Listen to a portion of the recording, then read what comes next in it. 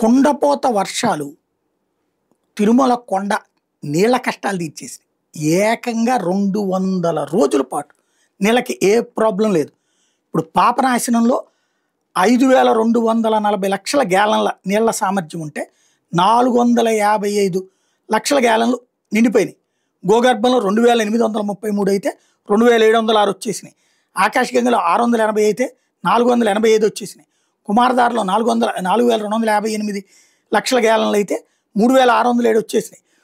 పసుపుదారిలో 1,887 అయితే 450 వచ్చేసినాయి. మొత్తం 14,304 లక్షల గ్యాలన్లకు గాను 11,805 లక్షల గ్యాలన్లు నిండిపోయినాయి. దాదాపుగా ఈ ఇంపాక్ట్ ఏంటంటే రోజుకి వాస్తవం కొండ మీద 50 లక్షల గ్యాలన్ల నీళ్ళు అవసరం. ఇందులో సగభాగాన్ని తిరుమలలోని 5 డ్యాముల నుంచి, మిగతా సగం తిరుపతిలోని కళ్యాణి డ్యామ్ నుంచి వినియోగించుకుంటారు.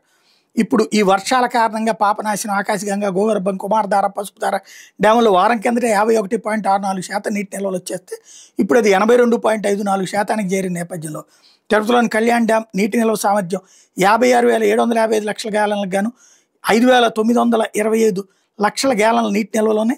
తిరుమలలోని 5 జలాశయాలు, తిరుపతిలోని కళ్యాణ్ డ్యామ్ ఇప్పుడున్న నీటి నిల్వలో డెడ్ స్టోరేజ్ని మినహాయించి 204 రోజులకి సరిపడా, అంటే ఏకంగా వచ్చే ఏడాది మే 15వ తారీఖు దాకా నీళ్ళు సరిపడా ఉన్నాయి. కాబట్టి ప్రాబ్లమే లేదు. అదే వెంకన్న మహిమ అనమాట.